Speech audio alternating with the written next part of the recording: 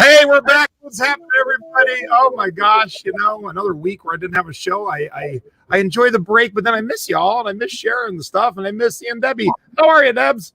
Hey, I'm good. So it's Thursday night, time for another episode of Thrifty Business. I'm your one host, Jason Thrifts, and with me in the co-host seat on the frequent is my producer, Debbie.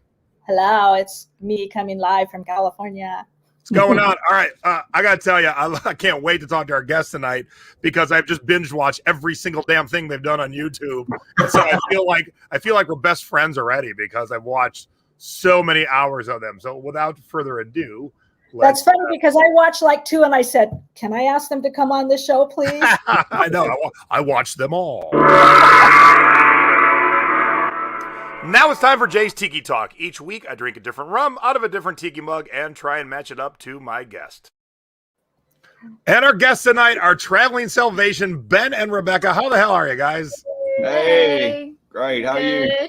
Good. I am so excited for you, to be honest. So those of you who didn't see a preview, didn't see what we're talking about, Ben and Rebecca sold basically everything, bought an RV, tricked it out, and do their entire life, including selling on eBay right from the RV, and they spend a lot of time on the river, in the river. River rats. Yeah. I can't wait to talk about that. Now, the first segment, I try and match up my rum and my mug with you. Now, it is going to be the most frustrating mug for me to drink out of tonight, but it was no better mug to match up. So first off, tell everyone where you're at, what state you're in right now. We're in Georgia. All right. So I bust out my good Georgia rum. Is that even legal? That is legal. This is a good rum. And I couldn't figure out. Now, there is an RV tiki mug. I don't own it, but there is one. And I don't have that. So I was walking around our house, and my wife said, "Hey, how about this?" And I went, "Oh, you're right. Since you guys are always on the river," I thought, oops. Oh, this is precarious. I thought I'd drink out of my canoe tonight. Oh, that's cool. If I had that, that would be sitting above our TV right now. Yeah. So it's a little tricky. So awesome. And the river's in the canoe. The water is in the canoe. That can't get better. What you got, Deb? I am drinking. Oh, if you're in the Secret Beach, this Saturday night is our cocktail party, and the drink is Second Rummer. So that's what I am drinking in my new tiki mug that I found in a thrift store up in South Lake Tahoe. Nice. That is awesome. It looks very 50s and 60s. I don't know what it is. Jason maybe knows it's a Sarah, but it's a Libby. It's got Libby written on the bottom. Yeah, Libby's a Sarah brand. Oh, I don't care.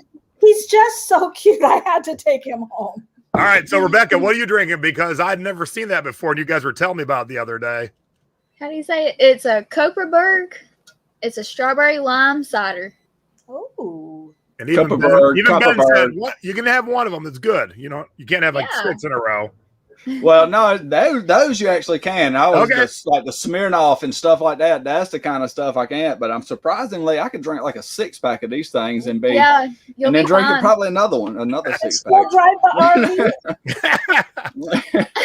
RV. What are you drinking, Ben? Tito's and Sprite, predominantly Tito's. But of course, at like 7 this morning, it was a Bloody Mary. Cheers, everybody! Not really. No. Cheers.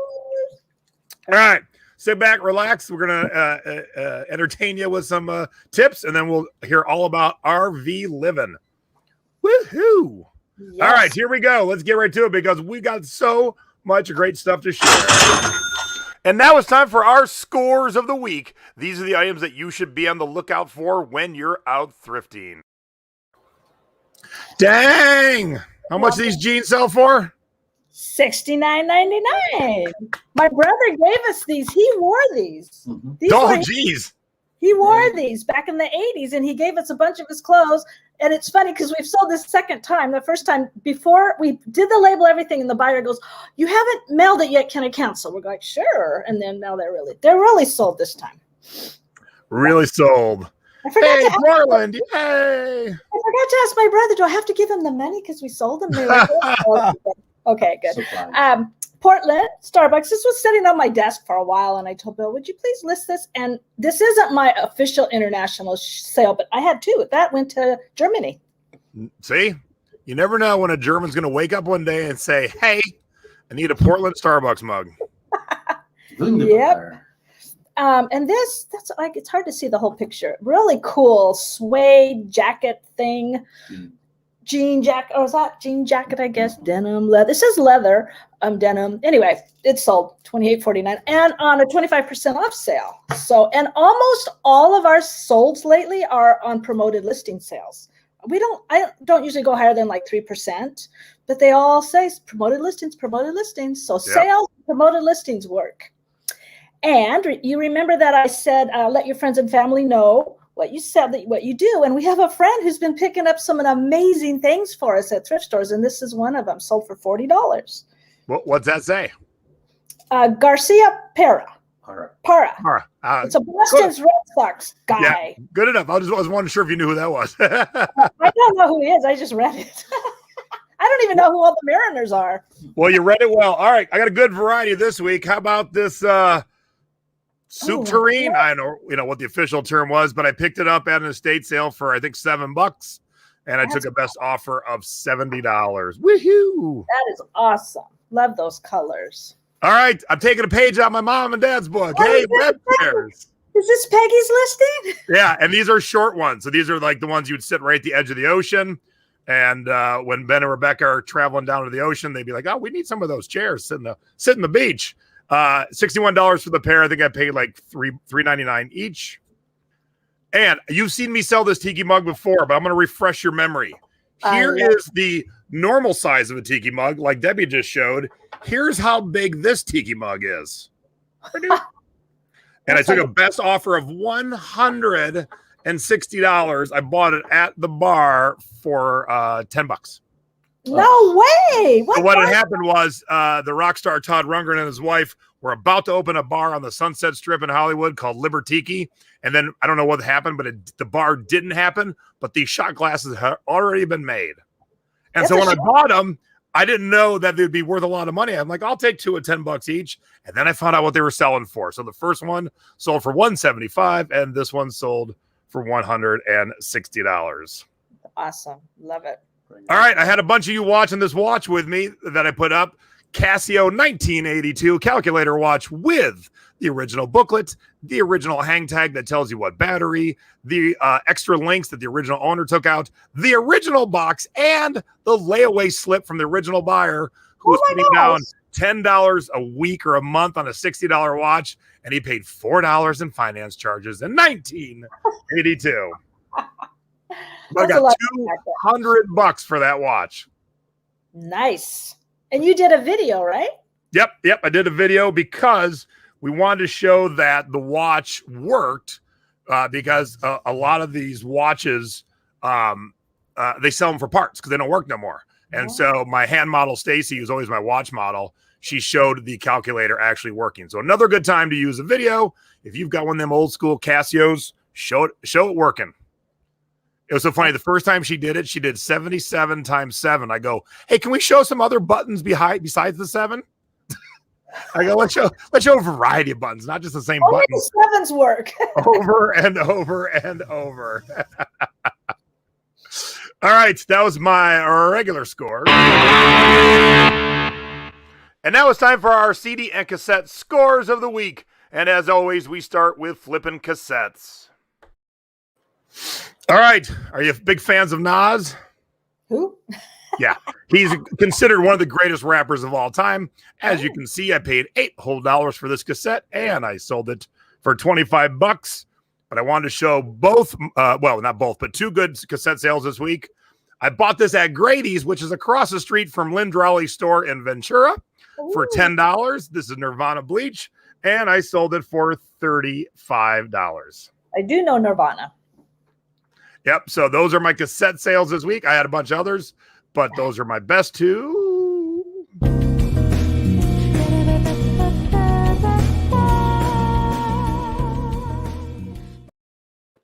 Oh, real quick. Deborah wants to know if the web folding chairs are vintage. Some are, some aren't. It'll be the maker, and you can tell by the way that the webbing is hooked onto the chair if it's vintage or not. Oh. And mom and dad have talked about that on our show. All right, so I talked about this record a couple of weeks ago because most people did not know that the legs on the cover of this first Rat EP is Tawny Kitane's legs. And I talked about it like 2 weeks ago because I sold one in a little lesser condition. And then sadly, oddly, Tawny Catane passed away last week. And the day before she passed away, I was in my old office, which is now my wife's current office. And I'm looking through some records I still have in there. And I go, oh, I should probably put this up. And then she died the next day. I'm like, crap, I got to get this up quick. So I got $37 for this record. Normally, this record gets you about $25. So the fact that Tawny just passed, that those are her legs, I had it in the title, definitely got me that extra boost in money. And this is a bolo on all platforms. Record, cassette, CD. If you find the first Rat EP and the label it is on is called Time Coast, pick it up. It is always 100% of the time a bolo. Good to know. And now we go from flipping cassettes to flipping CDs. Okay, Deb, you know I work my way up. So from the cheapest of my best four to the most expensive. So let's see where we're starting today. We're starting at $96.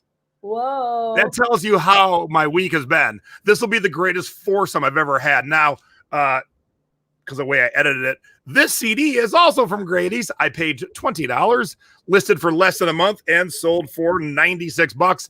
I don't even know who Bongwater is. See, you don't have to know the music to be able to just scan and read your phone. Those are the things I teach in my classes. How about the holograms? You know them? I think I've heard of them, but I don't know them. I paid a whopping $5, and this one sold for $100. You are the CD whisperer. You know that. Oh, but it gets better because the next act we all know. How about Cher? Yeah. I bought this at Amoeba Records for $15. They were nice enough to tell me it was out of print, and I was nice enough to give them $15, and then someone else was way much nicer and gave me $100. Wow. That's awesome. All right. Now, the last one, I had to even preface this a little bit. I'm not showing you what it sold for yet because look what I paid for it. $100 for a CD. Now, I got balls. I got big balls. And my wife was with me the day I found this. And I go, hey, I think I'm going to go the most ballsy I've ever gone and pay $100 for this CD. And she was like, what? I go, yeah, just from, my scanning and I'm reading it. It's not going to be a quick sell, but man, I think I can pull off some money. Now, this one was listed for about a year. So it did tie up $100 for a year. And I was watching Ben and Rebecca, and they were talking about moving your stuff quick. And I get that. But luckily, I have a tad bit more space than they do.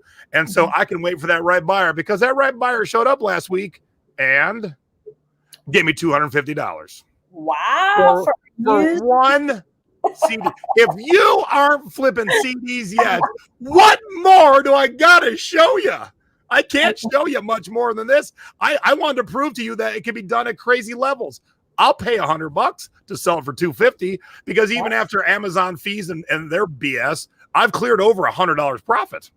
Good. Nice. On one CD. So please, if you haven't taken my courses yet, www.jasonthrifts.com or flippingcds.com. Get signed up. Look, courses don't cost that much. You learn about a CD that makes you $100. It's already paid for the course. You're done. Everything else is just free money at that point. But sadly, not everything is good. No.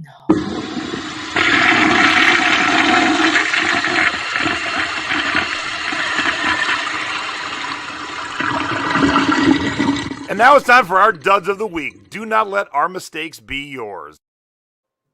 Okay, everybody knows Laurel Birch. Pick up Laurel Birch all the time, but this has been sitting since 2017. So I don't know what's wrong with it. Maybe somebody will buy it, but yeah, it's been a dud so far. All right, the book kiosk if you want this cute Laurel Birch coffee mug. It's got horses. You probably can't see, but those are horses. And this thing too, it's been sitting around. 2017 seems to be my year of all my duds. They're just all in there. And I, Becky Dick taught about relisting, ending things and relisting. So I'm going to start doing that because it's been around since 2017, $40. I don't know. I thought it would sell. All right, this looks like a nice sale. However, here's the problem.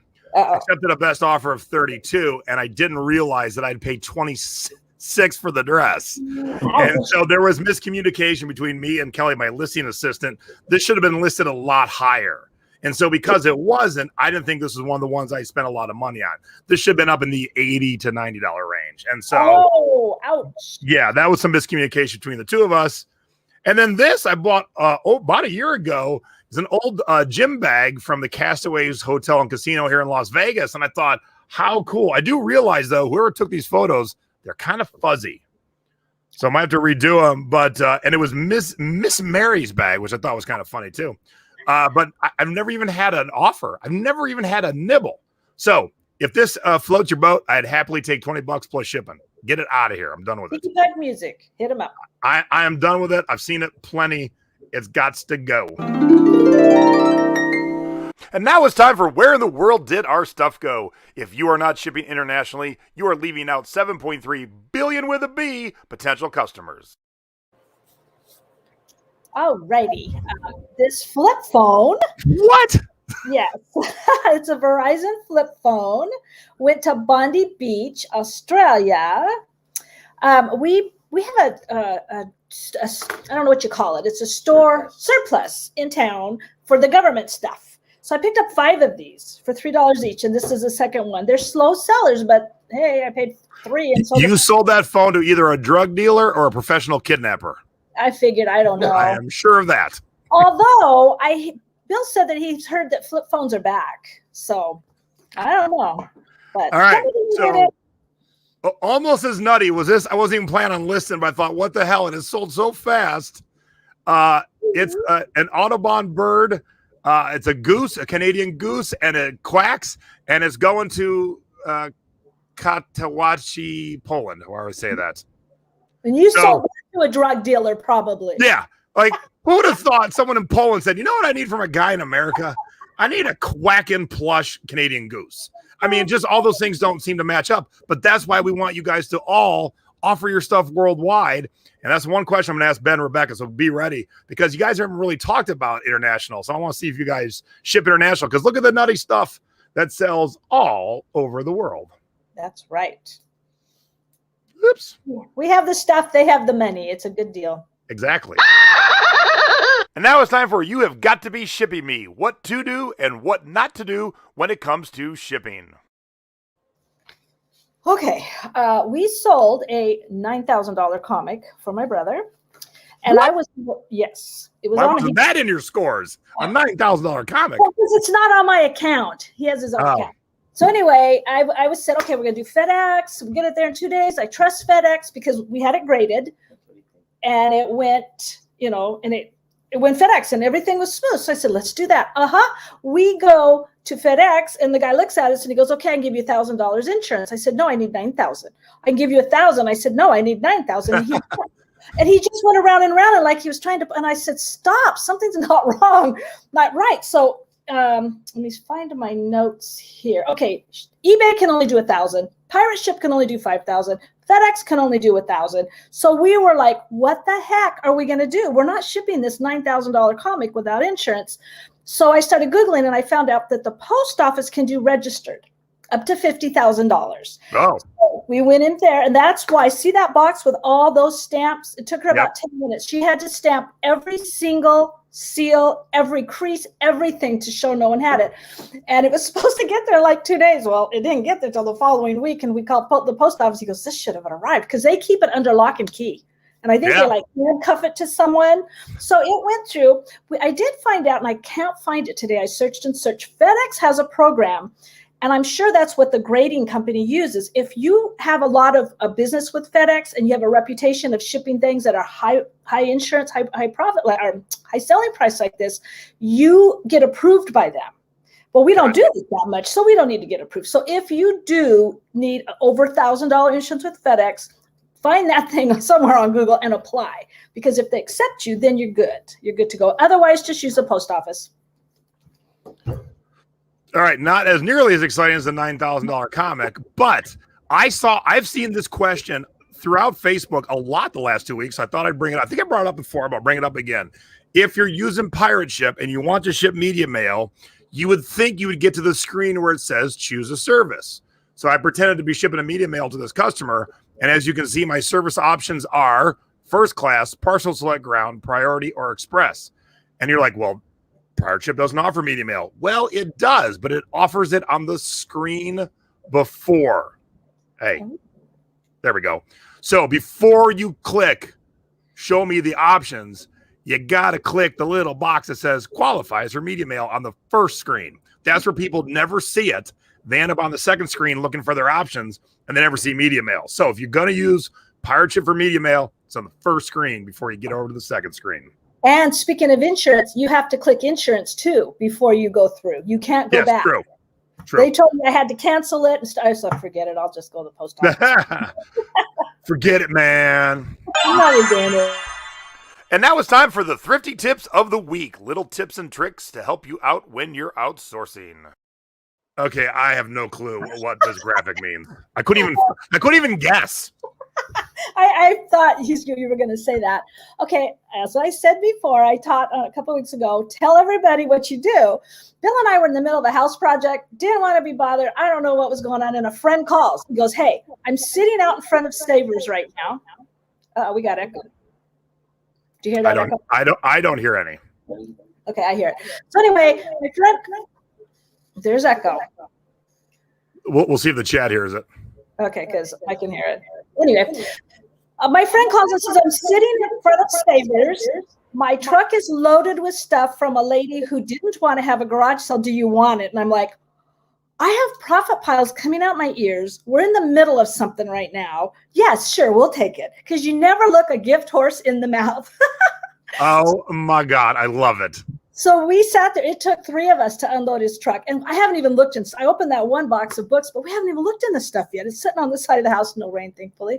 So anyway, you never know when somebody's going to call and say, hey, can I dump all this stuff on you? He didn't want any money. He was just wanted it out of it. And he was already sitting in front of Savers. And he went, wait a minute, Bill and Debbie might want this. So we took nice. All right. Notice anything wrong with this Grease CD, Debbie? I'm not very good at this. It's got a pencil on it. That's the cover. That is the cover. Yeah. All right. Let's look at the back. Tell me if you notice anything wrong now. That's what's his name? The dancer, Patrick Swayze. Patrick Swayze? Isn't that him? Nope. That's not him. Nope. But that ain't. What's his name? Is it? Is that? No. Yes. So the chat has it. So this bootleg decided, for whatever weird reason, to use Grease 2 art on the back of the cover. So I've seen this conversation online a lot lately. Hey, are my Levi's real? They don't fake mid-priced items. Well, look, they're faking the Grease soundtrack, which has sold like 20 million copies. If you make it, it'll be faked by somebody somewhere. So just because it's not a high-priced thing like Gucci or Coach doesn't mean it won't be faked. So when you see Grease 2 on the back, and Debbie didn't know that, but I bet you would know this, Deb. And if you see the word Grease is missing the S, you are definitely looking at a bootleg. Oh, my gosh. All right. So make sure you don't buy no bootlegs, because let me tell you how much the record companies and platforms like eBay like you to sell bootlegs. They don't. Or bootleg Prince t-shirts. Remember that I sold that Prince t-shirt and I told you and you goes, that's not real. So I learned to read the concerts on the back and a whole bunch of other stuff.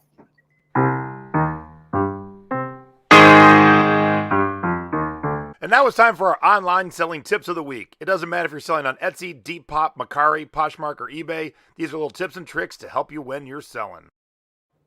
Okay, this kind of might look like a hot mess, so I gave steps. I was afraid you're going to tell me it's too small. I sell on Bonanza, and I only was showing 189 listings. And I thought, something's wrong. I have way more than that. So I waited, and then I reached out to their support, and they said, no, I see all 685 listings or whatever. And I thought, well, I'm not. And they didn't tell me that all those were on reserve. How they got on reserve, I have no idea. Somehow I stumbled into my account to a page where everything was on reserve. So I was able to click and get it all listed. So I put the steps there for you, how to get back to that reserve. And even after I did that over there on number 5, I still had another one on reserve. So I put the steps there if you can follow and see. You have to click in and then you have to go to that listing, and then it'll have a screen over the top that will say, make it for sale.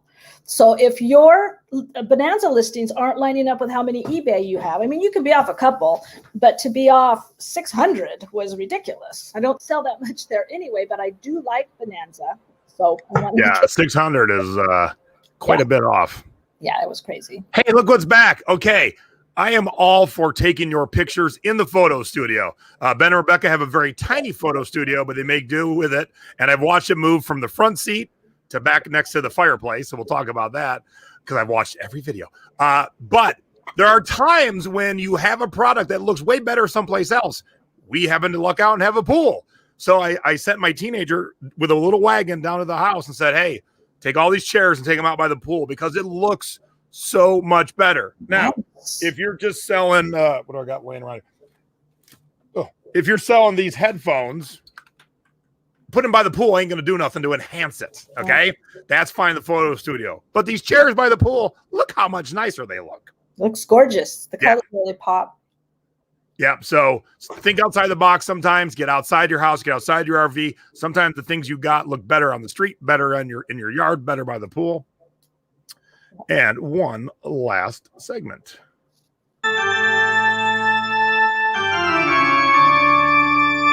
And now it's time for Unseasonably Sold. What did you sell out of season? Nothing. Okay, I'm glad it's sold, but we had this written up way before Easter, and then we always have a couple things that fall through the cracks. So I noticed we never listed this Peter Cottontail tote purse before Easter, and so I listed it May 1st, a little after Easter, but it's sold already. So I'm like, see, even like 2 weeks after Easter, people are buying Easter type stuff.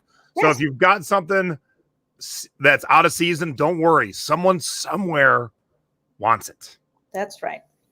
Good job. Thanks, guys. Pool pics come out great. Yeah, it was one of those where I'm like, I do not want to do these chairs in the photo studio. All right, talk for a second, Deb, because your echo is coming and going. Okay, do I sound okay now? I'm not hearing it. Okay, I'm thinking if you don't hear it, they don't hear it, so that's good. Okay, let's do a little housekeeping.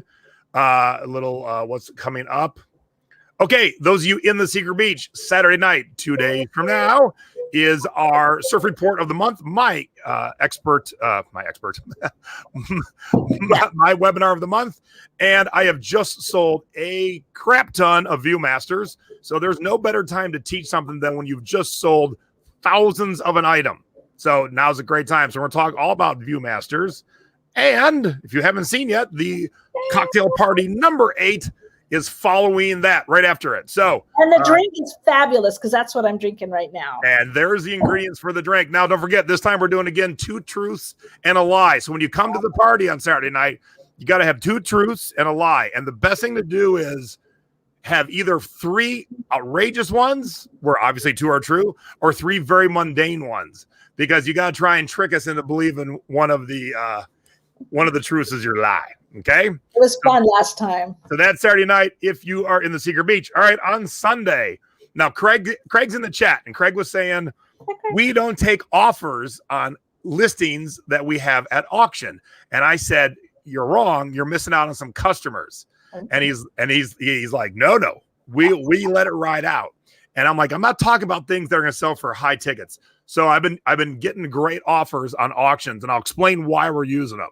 So I had Mom start doing some auctions. So tune in on Sunday, 7 o'clock East Coast, 4 o'clock West Coast. We're going to talk about using best offer with live auctions. It's a relatively new thing. You might not even know it's there, but that's what we're going to talk about. Cool. And Sherry will be drinking in Alabama on Sunday, Saturday. Are you drinking on Saturday? Got it. All right. And then next week, so we are going to talk to Ben and Rebecca in a couple of minutes here, but they went on the world's longest garage sale, and we're going to hear if they liked it or not. So they attended it, and our guest next week, Tara, she sold at the USA's second longest garage sale, 502 miles.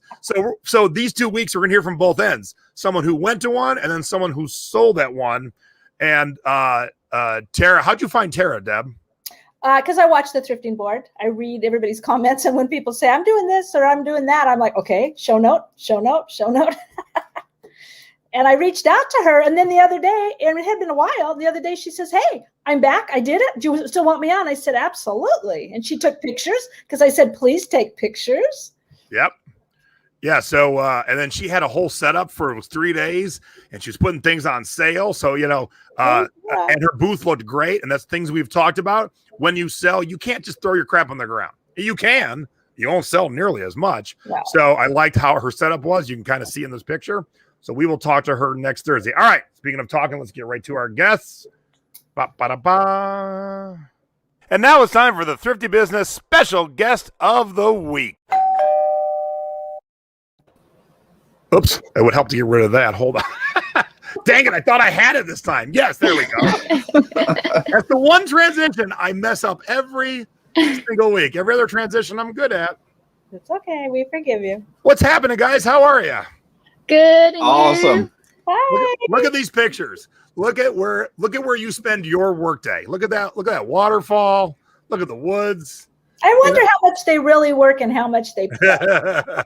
That's one of the difficult things about it is like all this awesome stuff going on outside and still having to like discipline yourself to work and go out to good. I mean, Goodwill's, we love thrifting. Don't get me wrong. We all love thrifting. But when you're like by a waterfall or by a beach, the beach usually still looks better than thrifting. Oh, yeah. All right. I want to play a quick intro. So everyone, if you haven't watched Ben or Rebecca's videos yet, please go watch it. I'll show you where to watch them and give them a follow. But I do want to, let's see here. Yeah, please subscribe. So let me share this with you real quick so you guys can get a feel for, let's do it this way and do that. Can you take the banner off maybe? Yeah, I'm working on it. Oh, okay. I have no idea to do that. There we go. More confident than me. I wouldn't be able to go there. And I'm Rebecca. This is the Travel and Sellvation Show. And if you're new to our channel, we quit our old life. We bought a motorhome. We completely renovated it. Now we travel around buying stuff and selling it online full time. The entire purpose of this channel is to show you guys that you can do the same thing, whether you're renovating a motorhome or if you just want to renovate yourself and buy that Corvette, get those. There you are. Now, what I loved about this one is you took two different hikes and then you edited it so nicely together. And I'm like, that was so well done. And so every time you start a new video now, you figured out your thing is, here's what we do. And then you always have something fun. But I want to tell you, one of the things that you were goofing on has existed for 100 years already. Amish Uber exists. Man, get out of here. So, I grew up, so every There's time no I do a Amish video, Uber. he comes up with something just cockamamie, basically. And he kept goofing on Amish Uber. And I'm like, he don't know that really exists. So I grew up amongst the Amish. And if you wanted to make good, easy money, you would get one of those vans that holds like 12 people. And then they have to go, the Amish guys have to go build a farm 30 miles away. Well, their horse and buggy would take way too long. So the guy goes and picks up like 12 Amish guys. He gets $20 a head, picks them up, drops them off, does a couple loads a day. Then he just hangs out all day. And then he goes back and gets them again. And so 20 times 12 times 3, cash under the table. That is Amish Uber right there. Almost nothing surprises me. You can put your RV with them. If I put money into Tesla and I could have put it into Amish Uber. What a moron. My mama said I was stupid. She didn't really. She hates that joke. All right. So you guys are both from Georgia, yeah? Yeah. Yep. Right dead in the center of Georgia. Yep. And how long ago did you guys meet and get together? 4 years. She knows better. Like 4-ish years ago. So the one thing, and I'm going to ask you a bunch of questions. I got a bunch of questions. Debbie's got questions. If you don't want to answer anything, if anything's too personal, you can just say pass. We ain't going to be mad, so don't worry about it. But you've been recently saying, because I didn't hear it in the first videos, but the last few you talked about it, you sold a business because you were tired of being tied to something. Do you mind sharing what that business was? Because I know it wasn't Amish Uber. It was not Amish Uber. We've had lots of business plans like Amish Uber that once we got down to the nitty gritty, it wasn't a good idea. Obviously, if you've seen in our video, but we had a real estate company, and not in the sense of where we bought and sold houses. What we did is we went to we'd help developers go to historical downtown locations in small towns, renovate buildings, and there used to be factories or old warehouses and turn them into apartments or restaurants, just many different things. And they got tax credits for it. So if they put $1 million into it, they would get literally $1 million check from the government for the tax credits. Or I'm sorry, 50%, $500,000 back. Okay, that works. 50% tax credits. So we did really well with that. But I think where we went wrong was where we sold ourselves as a management company after we helped them get those tax credits. So we would manage these buildings as a management company, real estate company, after we helped them get the tax credits, develop the buildings and all that stuff. And it was open to running restaurant or a grocery store or the worst, which was an apartment building. And that's where we made a mistake. we made good money, but it was not a fun existence, being at the, having 500 residents that just were the most really entitled generation of residents. I don't know how to. I put it this way. I literally, and this, so this wasn't a younger generation. This is somebody older than me. I had a medical doctor call me one day on my private phone. A medical doctor from the hospital called me and say, I have not taken a shower in 3 days because my shower curtain is still laying on the floor where I put in a maintenance request. And I was blown away.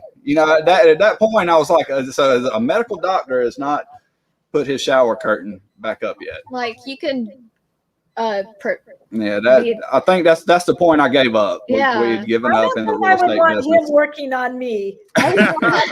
Yeah. All right. So when you guys, were you out, or I'm guessing you're outdoorsy already, but so when you guys got together and you're doing this, was it a mutual thought, or where did the thought come from to say, screw it, let's just get rid of everything and get an RV? Whose first idea was that? And did the other one go, you're nuts? It was YouTube. It started with like Adam the Woo. I think I started watching. I think like when we first got together, I'd started watching Adam the Woo, and he had gone from a van to an RV at the time for a very small amount of time. And I had sold RVs when I was in college. I sold RVs, actually Fleetwoods, the RV, that motorhome that we have. And it was a dream of mine to take an older one and redo it and go across the country. And we had a little bit of money from selling the company. I was like, what if we just bought a motorhome? And this was way before we ever did it. What if we bought a motorhome and traveled around? She's like, oh yeah, that'd be awesome. Yeah. And it was just, thought in the wind. But then we were talking about, let's buy some land, buy a camper, put it on the land, build a house, and then sell the camper. That's how it really started. So it went from that. Then we were like, okay, $3,000 didn't go buy us a decent camper. It was the horrid search. It was scary. It smelled like dogs. Yeah. It was bad. $3,000 camper. Don't buy a $3,000 camper. So at $3,000 quickly went to $10,000. Then it was like, well, we could buy this. We were looking on Craigslist. We saw this thing and had everything we needed, and started as a small renovation. We were just gonna kind of tighten it up. And it got out of control. Yeah, kept going. By the time it got out of control and we were done with it, we was like, man, let's travel in this thing. So it's kind of those one thing led to another. And we never bought land. We put way more into the motorhome. We really wanted an RV. It ended up really nice, as you saw. And that's kind of how we ended up in the early, before we even started eBay. And that's how we ended up in an RV, full-time RVing. Hey, Deb, did you watch the first two where they showed the redoing of the outside and the inside? Oh, yeah. All the painting and the Okay, stuff. so here's what's funny. Okay, here's what's great. So Ben's damn talented, way more skills than I'll ever have, because you guys have to go watch this. He gutted the inside because basically the upholstery was Golden Girls. And every bit. It was like...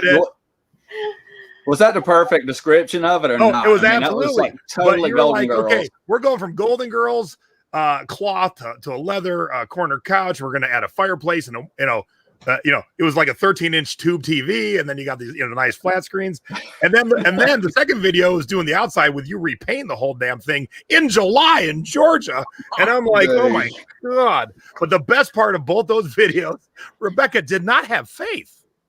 No, she was the whole time. It was like, what? I did not know what was going to happen. I was so confused.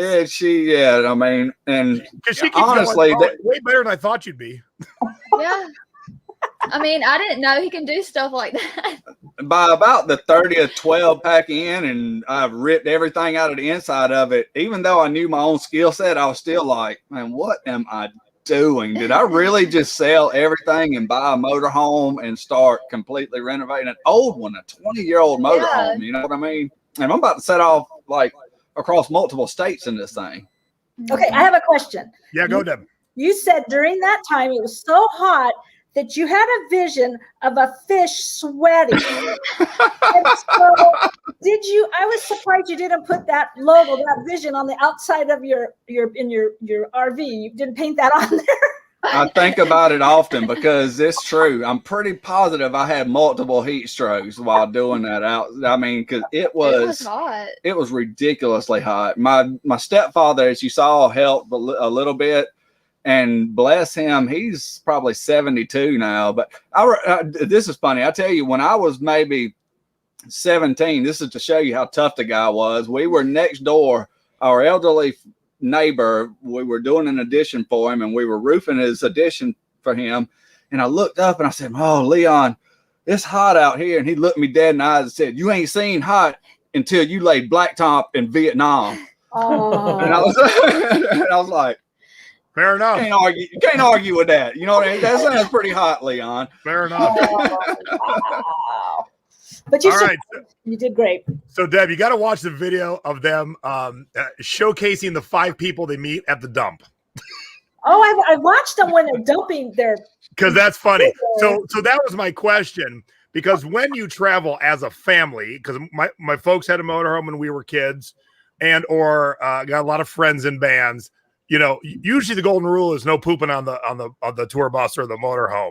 But since you're living in it, there isn't a lot of other options. And so, how soon do you need to clean out before you're like, ay? Oh, man, is it like a day, a week, we got a like month? 2 weeks. It's 2 weeks. Okay. It's got like a 50-gallon, I think, black tank in here. Yeah. That's something that we were thinking about putting in another video, is the difference between part-timers and full-time RVers. There's a lot of people we see are like that. They'll like buy an RV and then go to the bathroom at the campgrounds. And we're like, that's kind of the point of buying an RV, though, is to have a bathroom and all the luxuries all there. So, I mean, you could just buy a horse trailer if you're not going to use the bathroom and shower in it. You could like buy just a regular trailer, throw a mattress in it, and then use the bathroom in the campgrounds. You don't need an RV. You'll save a lot of money. Yeah, exactly. If one available at the campsite, I think I'd go use that one and then save the inside for later. But I don't know. It depends on how many campgrounds you've been to. Some of them are kind of rough. Yeah, I guess I can see good ones. Your own private bathroom versus a public. Yeah. There's actually a lot of differences between full-time and the part-time. It's a whole nother video. Yeah. And says my mom's in the chat. She says, "How long is your RV and how many slides do you have?"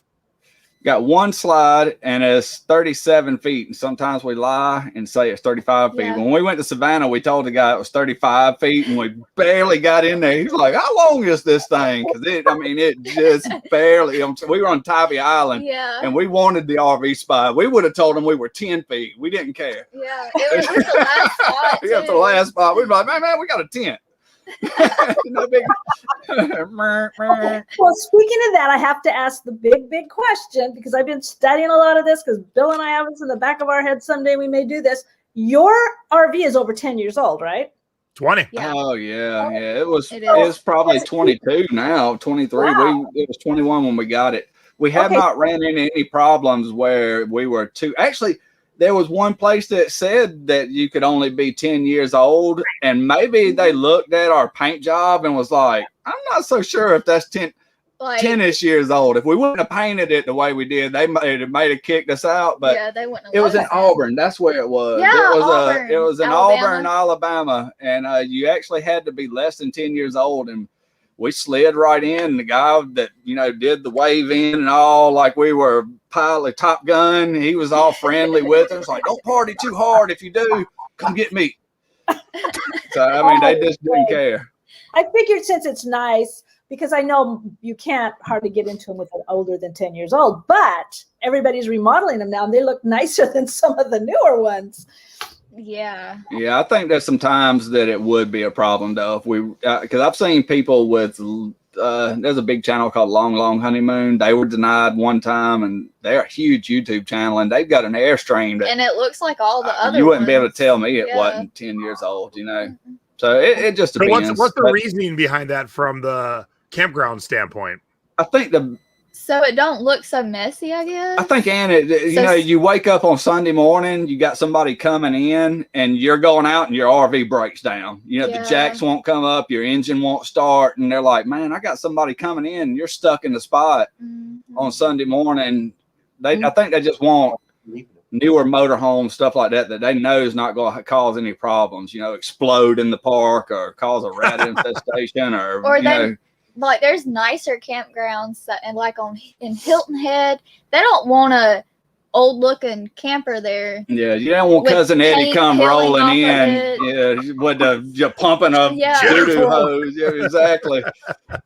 Well, I also read that the reason is if you have a radial RV, you go in, you pay for the night, and you leave in your car, and you leave that ratty RV, and then they have to dispose of it. Yeah, or they never come back. I could imagine that may even happen. Yeah, that's one of the reasons why they won't do it, because they don't want to be responsible for that ratty RV. Oh, yeah. Or like what if Breaking Bad moves into your RV park? You know what I mean? When you show the video of going to look at the RV, I so wanted the old tour bus next to it that said Mothership. You would not believe how expensive those are. Those are made by Bluebird, and they're made in Georgia. Those are it's a factory called no, it slipped my mind. I won't sit here and think about it forever, but they make those down here in Byron, Georgia, and they made like tour buses for rock stars and stuff like that. Wonder Lodge, I think is the name of the factory that makes them by Bluebird, and they are very nice. And to this day, even those old ones are very, very expensive. Yeah, very, that Mothership very nice motorhomes. So cool. I'm like, the Mothership. There were two of them there actually, and the Mothership. I was in awe. All right, so let's go back a little bit. Were you eBayers before you decided to hop into an RV and live your life? Rebecca wasn't. I had novelly messed with eBay back probably in like 2008 to 2010. It was a lot more difficult back then. They didn't have sell similar item. You had to list every single detail in there yourself. And I didn't understand. I wish I would have known then, of course, 2020's hindsight. I wish I would have known then what I know now. I'd be filthy rich. But I'd sold some stuff on there, and I was amazed at what sold. Like one time I sold before I was in real estate, I had a construction company, but and we would go redo old houses, and we would find tons of stuff in there that people left. You know what I mean? Sometimes people would leave their entire lives there. But I'd sold somebody's diary from 1921, right when Prohibition started, for a lot of money, and I was just my mind was blown. I need my library. It says it every day. I need my But yeah, so and my grandfather was what my grandmother called a horse trader. You know, he traded a lot, so I come from somewhat of a background of it. Me too. What about you, Rebecca? You've never done any kind of selling before doing this? No, not until I saw him doing it. Were you a thrifter before this, Rebecca? Oh, I loved going to Goodwill's, but I didn't buy stuff to sell. Yeah. And so before this, did that thought never cross your mind? You're standing there and you're like, well, I don't need these army boots, but they're sure worth a lot. No. It's insane how it never clicks, isn't it? Yeah. So if we look right here, it says my new microphone for my iPhone's delivered thanks to you guys. You did that whole episode on adding that mic to your iPhone when you're out in the field to make it sound better. And I'm like, that's why my iPhone don't sound so good. So it just got delivered. So thanks to you guys, I got a new microphone. Nice. Works pretty good. Ours broke about a year later, and we hadn't been using it since because we hadn't bought another one. But it worked super good for like a year. It was funny because it's funny you said that, because when I went to buy one, they're out everywhere, like sold out. Oh wow! And so I go to eBay, and there's four. Two were brand new, and two were broken. The dongle that plugs into the Lightning it was snapped off and it said for parts only. I'm like, what the fuck are you going to use this for? You can't plug it into your phone. There's some dude like down in India, like soldering little pieces together in that microphone. Go put some things are trash. Throw it away. It is now trash. Yeah. I'm actually amazed at some of the stuff I sell for parts, man. I mean, some stuff, yes, but once I can't believe it. But that, yeah, what are you gonna do? Yeah, it's over with. Well, that's what I told her. I think we may have. have I was gonna say we may have finally thrown it away, but when I held on to it, I was like, should I just throw this thing away? Because ultimately, I'm gonna throw it away. You know what I mean? It's gonna just sit here. Nobody's gonna do anything with it. I'm not. Maybe I should put it up for parts and repair. Yeah, I mean, And it's all. you can buy it. Yeah. All right. So the questions that people who have never done this are going to ask that I wrote down, and they all kind of go together. Where do you get your mail? Where do you pay taxes?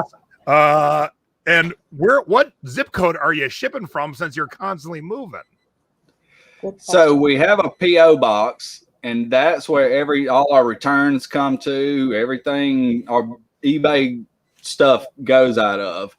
And as far as our shipping address, that on eBay, that is that post office box. Okay.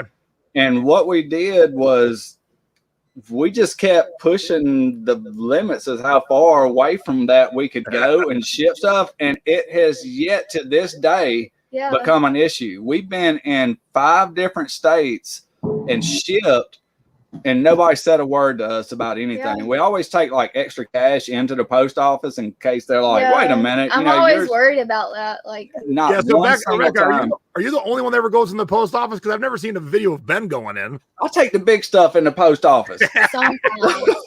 sometimes.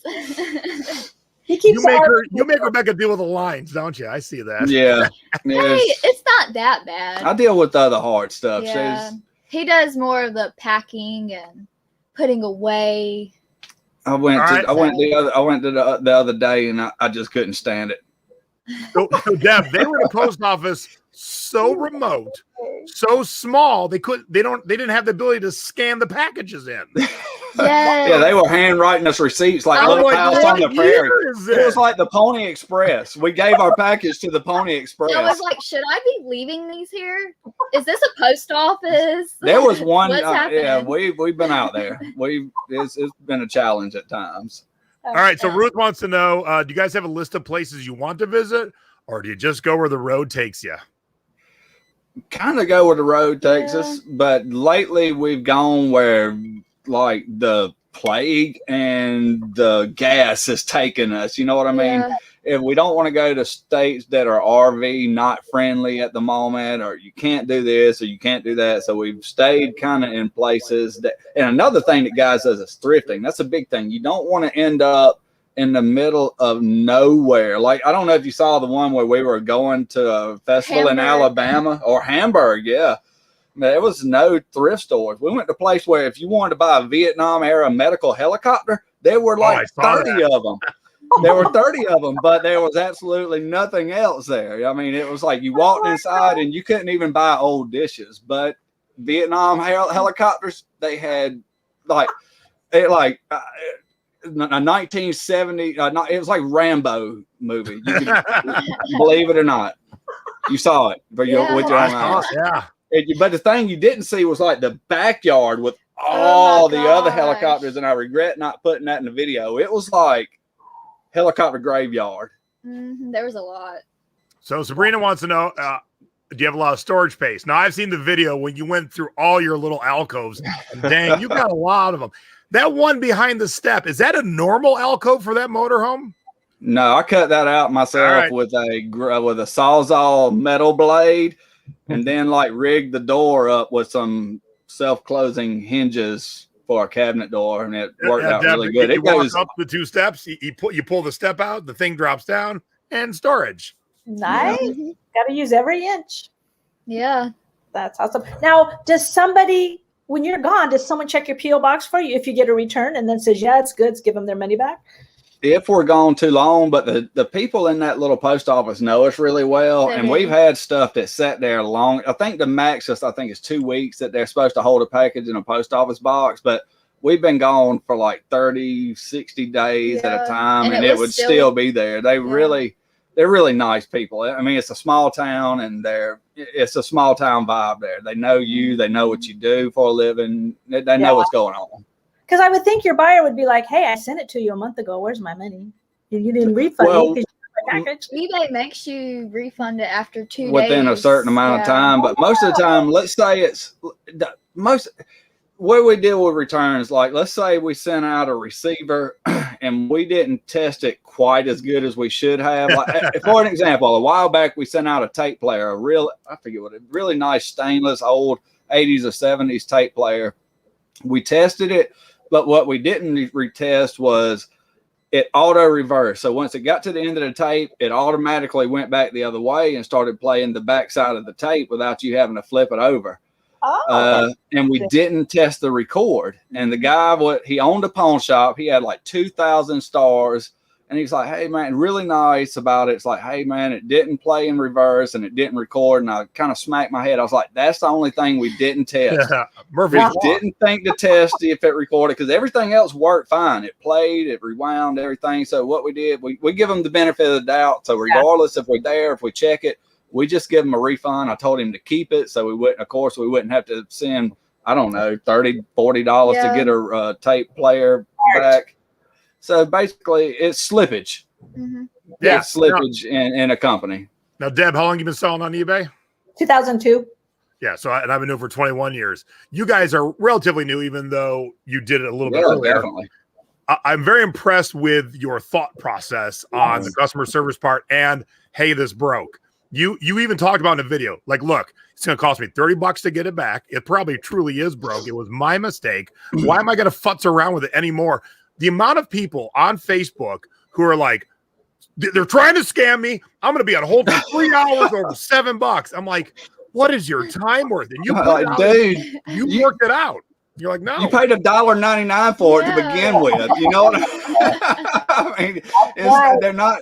And probably 1 time out of 10, they are trying to scam you. It's slippage. Let it go and go on about your day. List 10 things in the time that you could be dealing with that. He's got little bit of, shut up and list more. It doesn't make any sense. You know what I mean? You're sitting, then you're all mad and you're anxious. You're sweating out your palms and you're like, I hate you. And and it's the most ridiculous. It's not a positive thing. So, Jason, take that clip, and when somebody complains about this, play that clip that he just in the groups.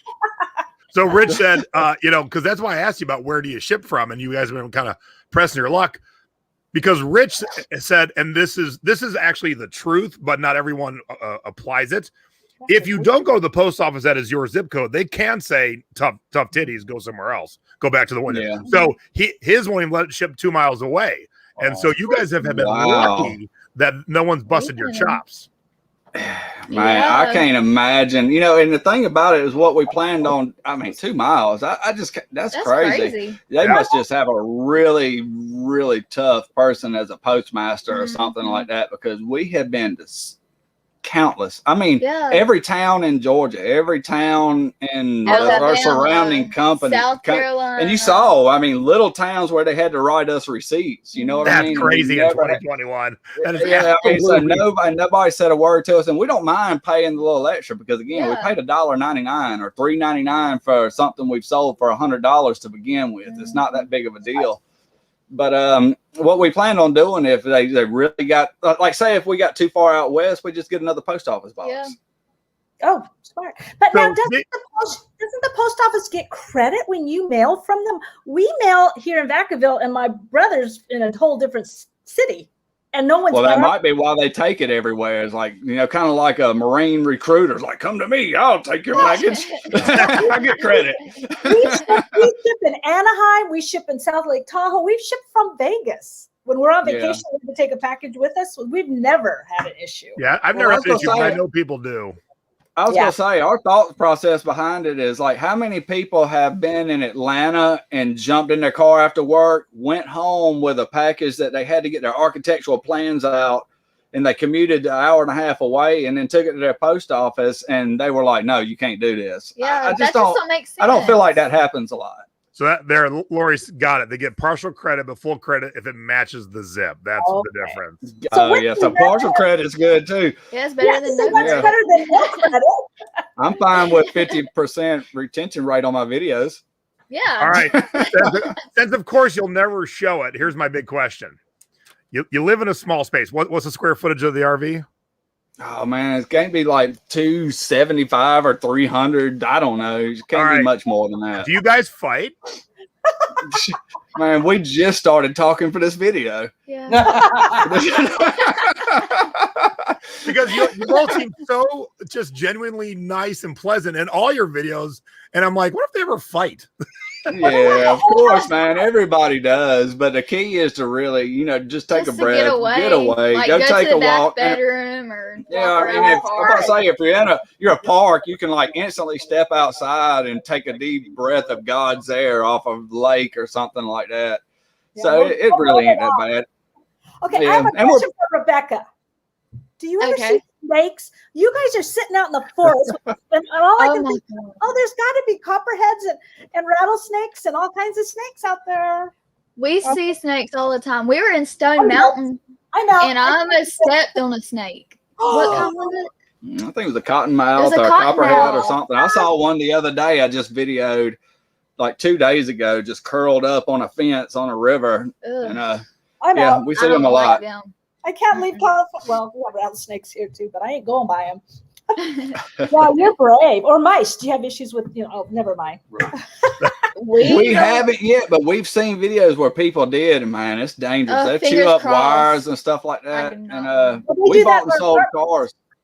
Yeah. We bought and sold cars for a while, and we've seen like Mercedes where rats had gone in them and like chewed up the entire wiring system, and the rats can do damage. Store renter in her apartment. Oh, that's terrible. And then his truck got it the next night. So rats will chew wires in apartment complexes. Oh, I think the only thing we've brought on board was a few ants sometimes. Yeah, not a few. Some campgrounds you can't spray ant spray or none of that stuff. So there's just we've gotten hold of you.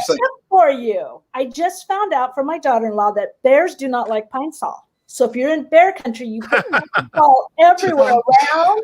Yeah, she said they don't like pine sol or ammonia, and pine sol is a little safer. Now is that proven, Deb? Because you just told them. Now if it doesn't work and they get eaten, so like keep a spray bottle of pine sol on me.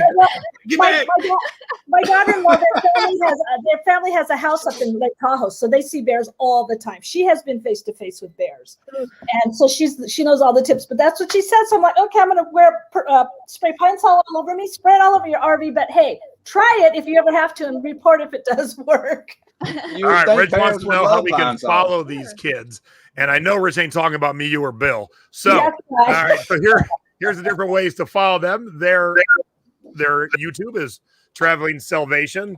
They have 1,240 subscribers. Let's get that up, everybody, and go watch them. Yes, Make sure you click that bell. And then on Instagram, there they are, Traveling Sellvation again. Oh, man. I'm sorry to interrupt you, but this is the mic drop right here. Tony Hawk liked my post on Instagram the other day. Which one? Yeah, go check it out. That's it right there. Skate. I think that's it. Yep. They don't show the light. So it's the next one. That's where that's the one there it Tony goes. Hawk. Mic drop. Awesome. There you go. Although I'll give you a like. I don't think you're going to get so excited. Mark? There we go. Didn't you say that Tony Hawk wasn't your favorite? It was his sidekick that was your favorite? Well, it was his favorite. It was Tony Hawk's favorite skater back then. So my favorite, say check mark, Tony Hawk, man. Yes, dude, my life is complete at this point. My skate career, although I was never professional, is done. It's a success. So my favorite skater. You could be a brother to Tony Hawk. Doesn't you kind of the height and you kind of look like him a little bit when he was young? Yeah. All right. I got some questions we got to burn through here. So you don't ever talk about it, but you guys have a car with you too. Yeah. You just finally said you can't tow that car. So every time you move, you're driving two vehicles, I take it. That's another secret to getting along. Yeah.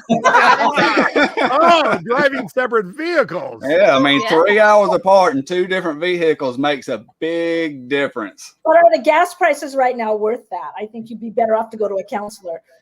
I don't know. So, Rebecca, do you ever that's drive the triggering. RV or do you always drive the car? Oh, just the car. You do not want that to happen. I hit curbs in a little car. Yeah, she goes out curbing. Yeah. Yeah, like as a thing. You know what I mean? Like some people, I go out to skate. She goes out curbing. All right. Rebecca, you kind of seem not a super girly girl because you're an outdoors girl, but bathrooms in RVs aren't big. Do you have a lot of hair care products and beauty products? And is it just all over the bathroom, or are you very minimalist when it comes to that? Well, we do have one closet above the washer and dryer, and it goes deep and it's really tall, and like all of it's mine except for this much. I was that's just his. about to say that. Like this, Like I got have this a much lot. space, and then it gets like covered up with all her stuff. You know what I mean? Yeah. I'm probably gonna move it outside. Oh, My your stuff. stuff. My problem is I will buy makeup and then want to try a different kind and then buy that kind, and I just pile up on makeup. That's Makeup, shampoo, and conditioner. Got to be expensive. What if you just put that in the stock market? All right. So you guys love to fish, and you've got this great little blow up. What do you call those? Pontoon kayaks? Pontoons, our catamarans. Yeah. Catamarans. So you fish a Yeah. lot, and I see you catching fish, but I never see you eating fish. Are you just catch and release, or are you actually eating them at some point? We're catch and release. Okay. Growing up, we did. My grandfather was, he's a World War II Korean veteran and multiple war. All that. He took us out hunting, fishing, all that stuff, scaled fish, skinned catfish, all that stuff. Ate so much of it when I was a kid that I don't even want to think about eating a fish now, but I do still love catching fish and throwing them back. But I like fish and chips. Other than that, like some British fish and chips, I'm for that all day, but it's not something we do. All right, so That's your a lot of work. videos average about 20 minutes, give or take, some shorter, some longer. About 20 minutes. I watched 44 of them. I whittled down all of your videos to this one clip. This is my all-time favorite clip. Everyone enjoy. Me too. I can't wait. I'm not wondering enough to actually try it, but we got somebody here that was not only willing to try it, but to buy it and try it. Now we're fitting to see how it goes. What is this? What are you expecting out of this? What are your expectations? I don't know. I think it's gonna be nasty. Honestly. You heard it articulated from someone more articulate than FDR himself. Came right from the White House, and she gave a better speech than Franklin D. Roosevelt himself. So let's try. Let's just go. Churchill would have been proud. Look, it's a little pie shape.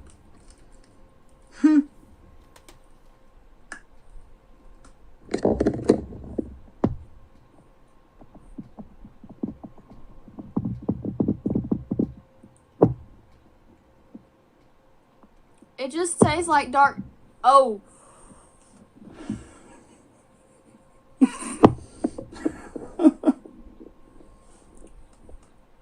Woo! It's a little hot. At first, it tasted like dark chocolate, and then it hits you. It's like spicy. Why would anybody? I have watched that clip like 7 times. The fact that you got that recorded, the change of your face from dark chocolate to It's not so bad. It was horrible. She tried to get me to eat that forever after. I never, still to this day, never tried. Ugh. I already knew. It's like one of those people who's like, "Oh, this stinks. Smell that." And I'm like, "No way." No, I'm not doing that. All right, so we got your scores and duds, and I have a few more questions, and we'll see if anyone else does. But I wanted to share something because I just watched this video. When I buy coats and purses and stuff, I only ever find used tissue and luckily not used tampons. That's all I ever find. Luckily. Found a condom in a members only jacket one time. Or no, it was like a vintage bomber jacket. I tell you, it was a vintage condom. Oh. All right, so you find this kick-ass jacket. What I forget, what'd you pay for this jacket? $10, I think. Yeah, $10. $10, man. Okay, Still haven't sold it, but I'm on the high side. Yeah. Nice jacket. When you go watch their videos, unfortunately, they didn't get Rebecca's reaction because she had to check all the pockets. Remember, used Kleenex. So I used to have my own TV show, and they were filming us at a thrift store here, and I reached into a pocket and I pulled out a Kleenex that was kind of freshly used, and I'm like, I've gotten those. so Rebecca reaches into a pocket and pulls these $700 Ray-Bans out. Yeah. That's where you found them? What? Yeah, those aren't just Ray-Bans. Right. Oh my. You know what I mean? Everybody, man, those are. They're the diamond hard Vans, Ray-Bans. We do still have them, and somebody offered us $350 for them, but they're so small, and they will sell for what we're asking for them. So we're just gonna hold on to them. They're just sitting in a cabinet. We're gonna hold on. Somebody will give us what we want for them, even if they offer us, $5, whatever. But we've already got an offer of $350 on them. Yeah. Amazing. So your $10 investment will turn into around $500-$600. Easy, yeah. Mm-hmm. Yep. Well done. Yeah. I mean, just amazing. I can tell you, check this out, man. We buy golf bags too. That's the kind of thing that we do is we'll buy stuff that's slightly bigger that other people will leave behind, like golf bags that people don't want to ship them. We roll them up in a cardboard box, put them in a contractor bag, wrap them up real nice, slap the label on them. Never had a problem. And we get $100, $150 a piece for really good golf bags. We bought a golf bag one time that had like a tool, a big like commemorative submarine toy, all this different stuff that we sold for $20 and $40 after we sold the golf bag for like $120. Mm-hmm. And that one golf bag that we paid $6 for ended up like giving us like $180 with everything that was in the pockets of it from Goodwill. Good grief. I'm going shopping. I'm going to go look through all these coats and golf. Yeah, always check the pockets. All right, so you've stayed in the South. When are we going to see you out West? Yeah. We were actually planning. That's actually what our next thing, man. Venice Beach is what we love. Venice Beach. Yes. I got a favorite skateboarder out there that I really want to meet that goes to Venice Beach all the time. I mean, and that was all of our dreams here in the East back in the day was to get to California. And it's just been a lot of stuff that with all of the last 2 years, all the stuff that's gone on, we don't want to get in the middle of nowhere and be stranded, but we're probably headed out West in the next few months. Yeah. That was our plan. We got friends in Texas, YouTube friends in Texas. Yeah. That'd be great. Vegas. Oh, that'd be great. Yeah, We're man. We will straight cousin Eddie right up into your yard on Christmas morning. You got a whole driveway, Jason. And when you're done in California, come up to Northern California where we are.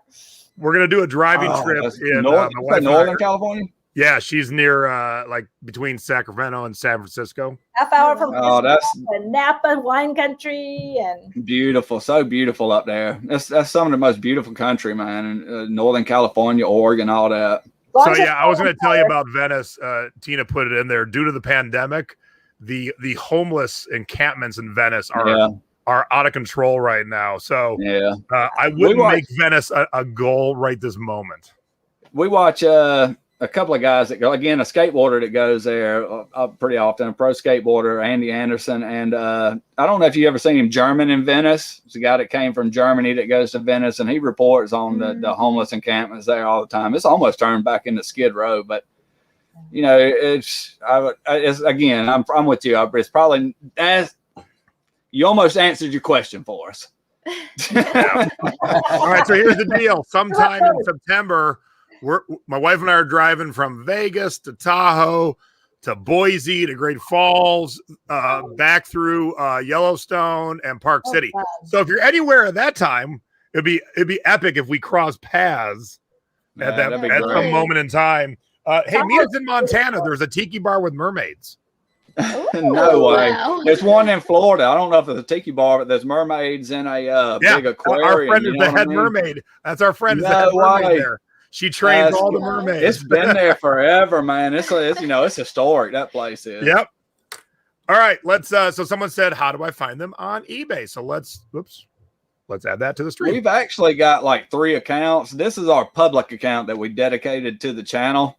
We're a little low on inventory right now. I think we maybe have 250 listings there, but they're not too bad of listings. All right, But so let's talk about your duds. Now, did you notice this was missing the bat when you bought it? Yeah, it's not just only missing the bat. Nobody wants this thing. But I almost like went and bought a little thing with a bat to stick in it, and I was like, it still wouldn't be worth it. What happened was I bought a Ron Gant bobblehead. Of course, the Braves were world champions at that time, and Ron Gant sold really quick. And I had, you probably know this feeling when you made some good scores in other places, you just start grabbing everything. I can sell this. I can sell this. Oh, yeah. I need more inventory. That was this, and I probably paid $2.99 for it or $1.99, but obviously $5.99 with fees. I made $1 maybe. With my time, I made negative $3. Been there. Hey, what happened to Superman? I'm a sucker for vintage t-shirts, and I do fairly good with vintage t-shirts. But again, it was one of those days where Superman's not a good vintage t-shirt, even, honestly. And I knew this wasn't one, but it actually had a DC Comics tag. I looked at the comps. I was like, this guy sold it for 14. That's a 29. I can sell this one. It sat around forever. And Sold it. Don't buy a Superman t-shirt. I had actually bought another one before and sold it for 20. And I think that's why I bought this one, because I got lucky on another one. It's like when you invest your money in the stock market and it drops to nothing, then it goes up just enough to get your money back. Yeah. That's what happened with it. I was like, oh, I'll do it again. It's not a you good went idea. to the well one too many times. Exactly. Exactly. You guys have been killing it on shoes. Both of you have been pulling out some amazing shoes. And they're easy. The funny thing about it is when we first started, you would not catch us messing with shoes. We thought they were dirty, nasty. We didn't like listing them. Mm-hmm. We hated it. And then we sold like a pair of Jordans for $110. And we was like, hey, shoes may not be so bad. $110 changes your mind really quick. And then they just kept selling, you know, long eBay's sold filter just doesn't lie. I mean, if the numbers are there, the numbers are there. You might not like it. You may think it's stupid, but if it sells, it sells. You'll be dumb not to buy it if it sells. Yeah. Yeah. Debbie, do you know this brand, Deb? I don't know this brand. No. They're actually made by either Asics or I think it's Asics. I think it's Asics. They're made by Asics because when you look them up, they say Asics on Tsukuka, and I'd never heard of them either. I think being able to spot something that's unique or quality is a big part of picking.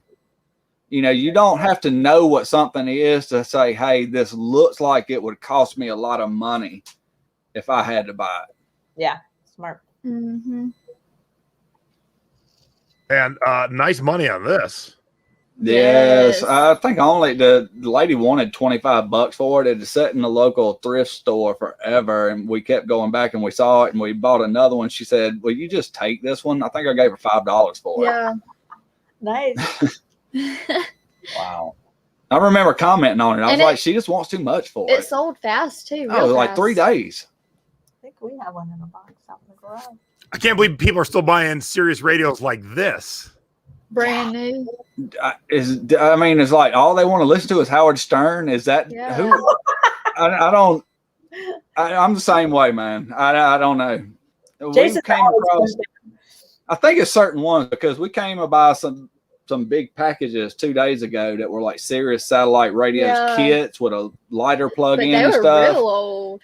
And they didn't do as good. It's really, you got to look everything up. Yeah. That one's good though. We paid $5.99 for it. Did you know about this Q stick, or was this just Dude, a happy I thought I was going to get $30 for this thing. What was the deal? Vintage, unbranded even. You would not believe it. This, and I'm going to share something else. Vintage roller skates is something that people overlook all the time. Now, my mother and father play snooker and pool and stuff like that. He put that tip on for me that you're showing right now.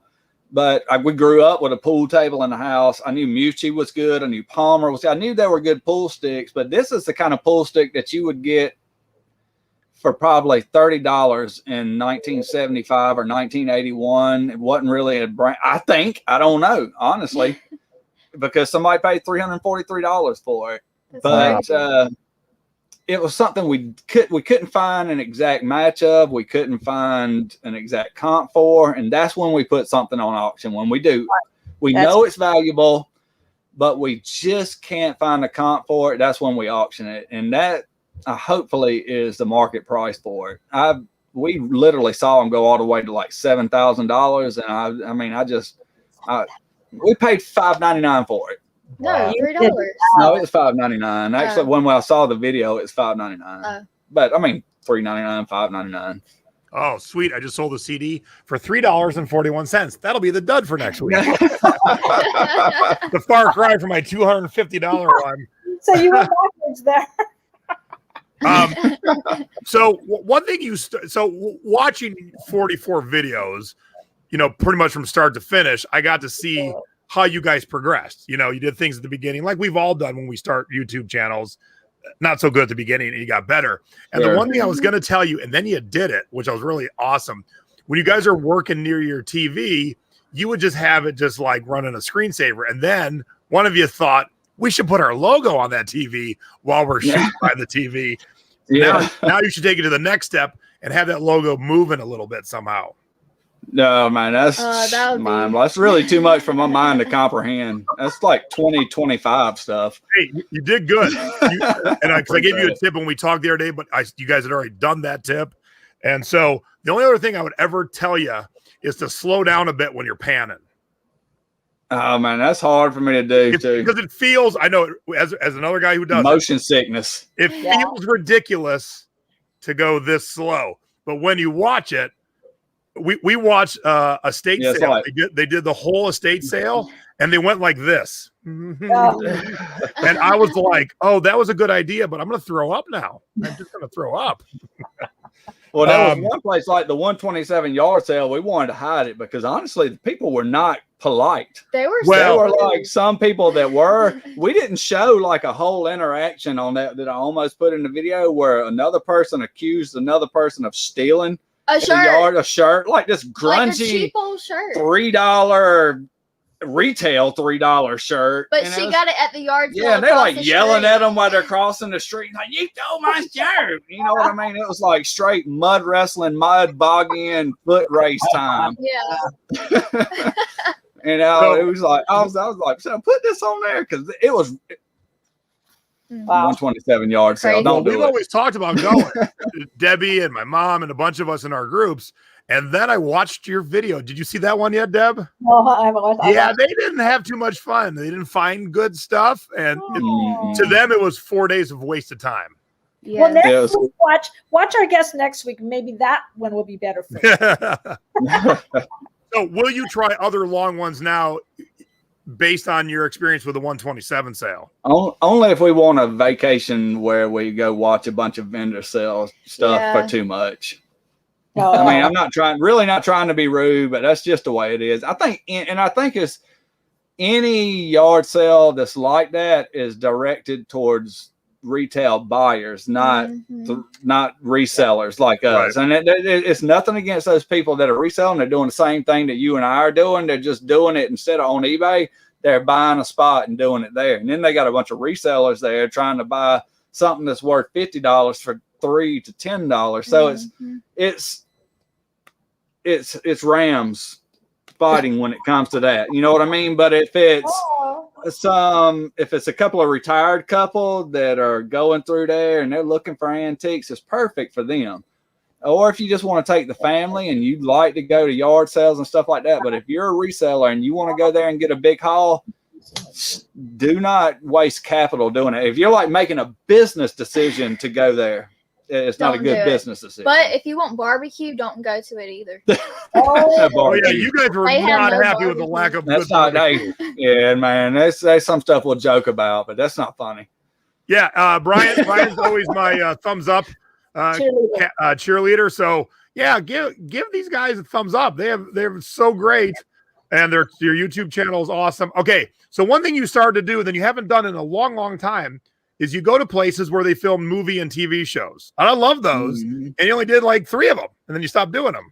Well, we didn't get a lot of views on them. We didn't get a lot of comments on them either, man. You know, and we do love to do them, but we also get here. And you might, if you start to watch them, and I think as further as you'll go, you'll see waves of where we do adventurous stuff, where we go down rivers and we do movie things. Then we get back to business. We have to do eBay because that YouTube doesn't pay us. eBay pays us. So we go have fun, we do all this stuff, and then we're like, we need to get our listings back up. We need also, we need it. Yeah. And that's also the struggle I was talking to you earlier about us trying to mix the two, RVing and eBaying together. I think you'll see a wave of RV eBay that kind of meshes together. That's good. So Deb, did you watch any of those? Which one? Of which? So they went where the Dukes of Hazzard was filmed. They went where my cousin Vinny was filmed. I only watched it too, and I'm like, that was the show. Fried Green Tomatoes. And I mentioned when I was teasing the show earlier that I've never seen that movie, and people are like, "You've never seen Fried Green Tomatoes?" I'm like, Fried Green Tomatoes. What? You need to stop right now in the live and go watch Fried Green Tomatoes. Well, you can send you a VHS of that, like you sent me. Yeah. So here's my question. You were good at okay, here's the boar's nest. Here's where they jump down this hill. Oh, that would be cool. That you just found all that on the internet. Like, how'd you know exactly the hill? Well, that's another reason that we don't do as many, because it takes some research, man.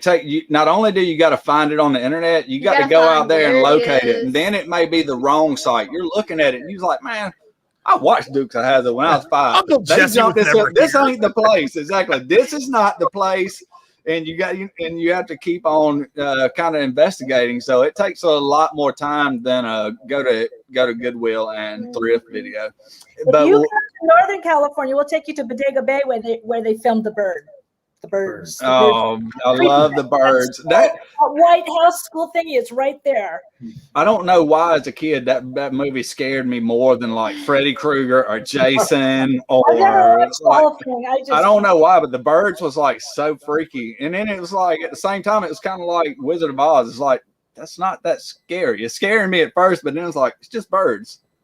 Oh yeah, but Alfred Hitchcock, I love all Alfred Hitchcock. Now, can you share your other eBay stores, or do you prefer to keep those private? You said you have other ones.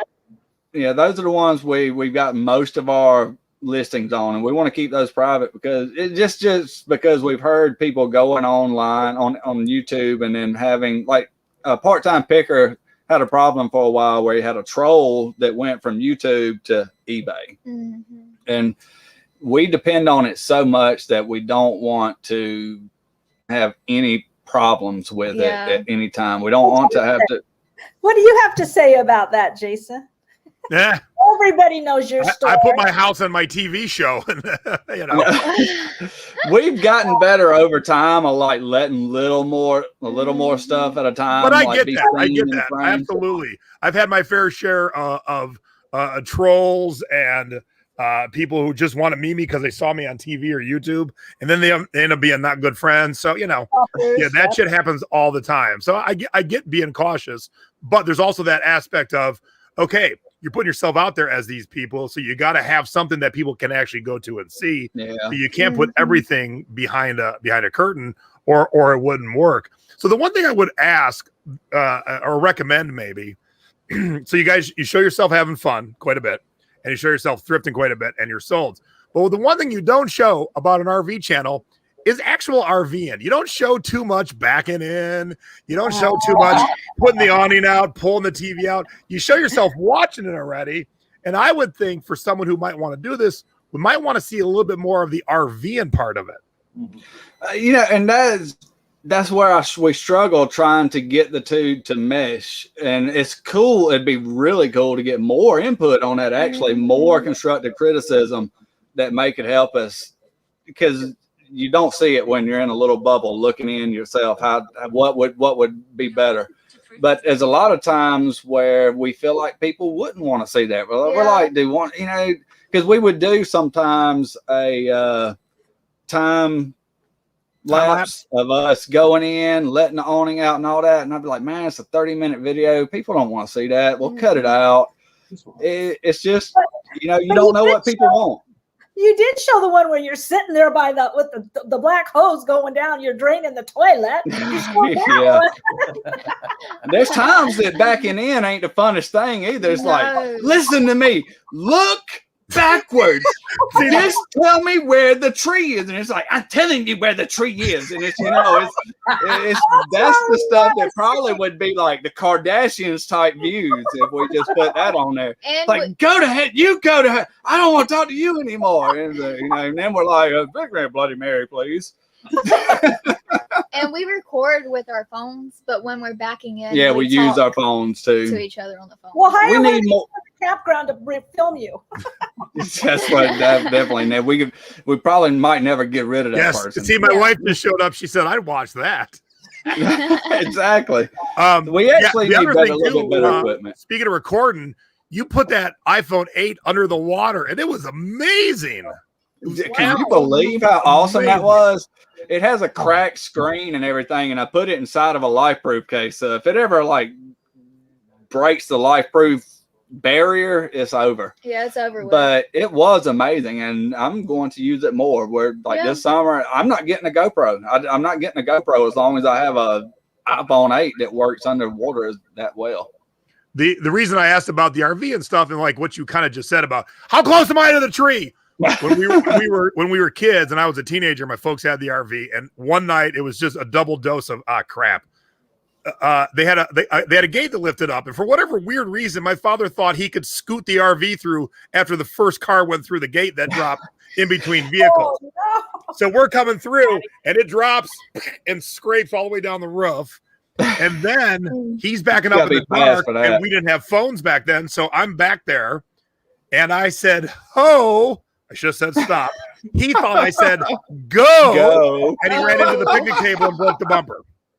Oh my gosh. But see, that's the kind of shit that although you guys are fighting in that moment, I think other RVers or who are going to be RVers, they would take some solace in that. Okay, it happens to them. It happened to us. See, I kind of think that's one of the little things that your channel could use a little bit more is a little bit more RVing. It seems mundane to you guys, but for people who haven't done it yet, who are on that verge, they got to see the couple fighting about how close the tree is. They have to. Yeah. It's funny you say that because I was literally thinking that for the last 3 days. We probably ought to let people in a little bit more. And actually the last 2 videos we've done, including the one we're about to put out, were a little more vloggy, a little more involved in our actual day and how it goes instead of being like, what we just want people to see. Or Yeah, because that's how I found you. I'm watching all these RV YouTubes for like a couple of years now, then I found you guys because you also do the eBay. So you want the RVers because you want your subscriptions to go up, and they may not all want to sell on eBay. They want to find out about the RVing side of it because that's the major part. Anybody can find an eBay YouTube. There's tons of them. We have ours right here. Yeah. But put the two together, and I want to say I love how you show the listing. You got the item in your hand at the Goodwill, and then you have the listing right there what you listed for. I'm like, that is brilliant. I love that. Yeah, it's worked out. I really want to encourage you because I know maybe you watch whatever you said. Jason's been doing this for years. I don't know if you've had much. I mean, you didn't have eBay. You haven't had any eBay issues. I've been co-hosting with him, I think, going on 3 years. I've never had anybody. I used to go on eBay radio all the time too. And they would always tell them my eBay user ID, the book kiosk. To my knowledge, I've never had anybody come after me. So I kind of feel like you could be cutting possibly your income back maybe a little bit, but you have to decide that. No, we've actually thought that because we see tons of people online that get, 10, 15 sales just from their viewers in a week's time. You know what I mean? And we're also not on Facebook. We're not particularly crazy about Facebook. And you could be in Jason's 55,000 people group. Well, I actually, for like the last year at least, we've been talking about eBay, and then we go, Facebook, and we've been somewhat confused about the difference between business accounts and a personal account. You have to link a personal to a business, but we don't even use a personal. You can have, I have a business page, but I don't ever use it. So I'm my personal, but you don't have to be on Facebook and post your life story on there. You can ignore that whole side of it, but just have the account so you can be in his group, because we follows and all kinds of stuff. Yeah, you're the second YouTuber that we've gotten with that we really were like, we need to get an eBay. A Facebook account. Yeah, because one of the things you can do, you show the stuff that you just sourced usually in a pre-recorded video. You guys have been doing some lives.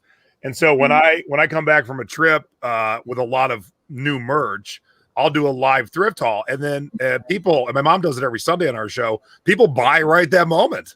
They're like, don't list it. Is that a size medium? I'll take it. We'll see that we see other people do that all the time, and we're like, man, nobody ever messages it. With your mother, we watched your Mother's Day live. She seems like the sweetest lady in the world. Oh, thank you. I mean, she is awesome. I mean, y'all are awesome, man. Y'all seem like y'all are really cool. I had to yell at her today. I needed her to do something to prep for the show, but it had to be done like yesterday. So I FaceTimed her to tell her something, and she's laying on the couch. I go, did you do what I told you to do yet? She goes, no, not yet. I go, we need that up yesterday for the show. Like, that can't wait. Funny how things change, huh? She turned into a teenager, and I'm the parent. She's like 70-something now. She's like, I'll get it down, man.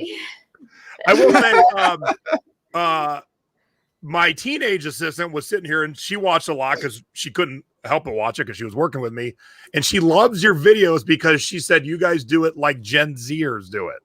Oh, and so, that's awesome. So I think you can pull in a lot of people with your stuff, because older people want to RV, but the way you're doing your videos and the way you're vlogging definitely has a younger feel to it. So I think, and I know you guys want more viewers, and hopefully that people who watch tonight and who watch this replay later go subscribe, because it is a fun channel. Like I tell people, my friend Stephanie, who's in the chat, all she talks about is selling sewing patterns and making old dresses.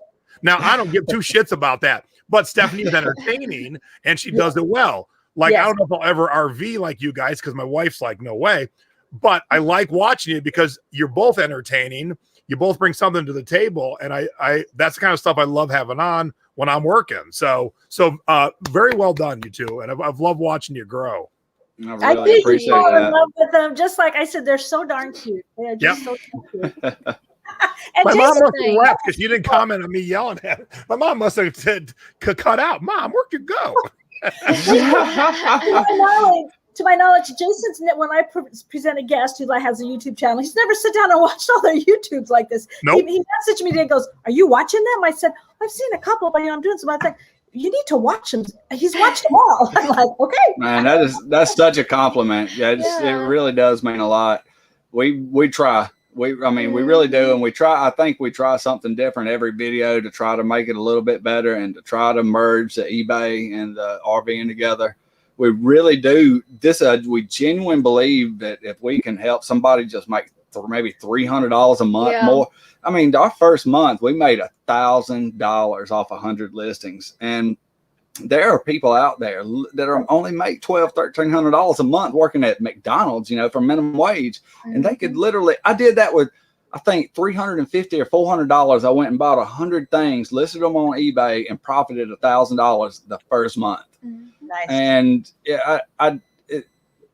that was the 7 pieces of media I shared today. $643. Exactly. Those 7 pieces. That's my car payment. I mean, that is so much money to somebody. That's somebody's child's Christmas. That is so many things that are stressing so many people out right now that just cannot figure out how to get that money that they need for their rent. It's people who have never lived it, don't know it, the struggle.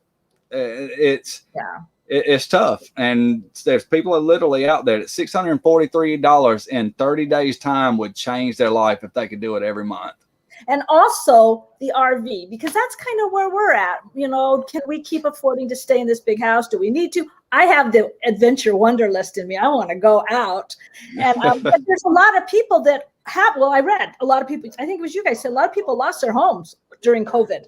There are people like they just can't make it. The mom's gone all day long. She's not homeschooling, home or whatever with her kids. She'd love to be home. So if you marrying these two together, it helps people see a different side of things that we could do that. Maybe not remodel it. I don't think I could, but you just give people hope that need it, that may be like, what are we going to do? We're sick of being in this apartment, you know, but maybe they could do this. So you got the two going together. So I just fell in love with you. Like number 2 video, I was like, that's it. They're coming on. That's awesome. Well, we stuffed this thing full of inventory and it's worked out for us. Yes. I mean, there's more you could do. We could literally tow an 8x10 or 8x12 trailer behind this thing, and it'd be the same thing as Lonnie's shed. Yeah. I mean, it's shed wars or what the garage flips or whatever. It'd be the same thing as somebody who put a shed in the backyard. If I towed an 8x10 trailer behind this thing, number one, you wouldn't imagine how much stuff you can fit just in a 37-foot motorhome and its undercarriage, more than most people can fit in their carport or their garage. And you know, I mean, we've had 1,000 listings in this motorhome, and we've yet to use all the storage.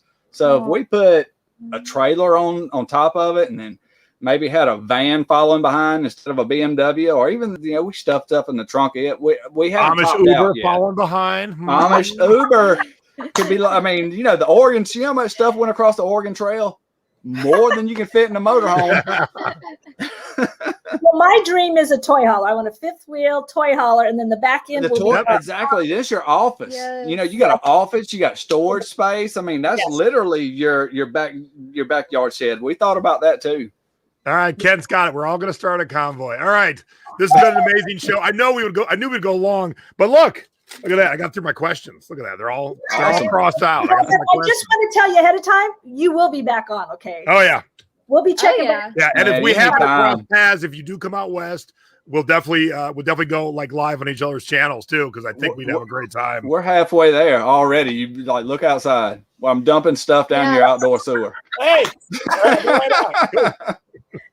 So thank you guys.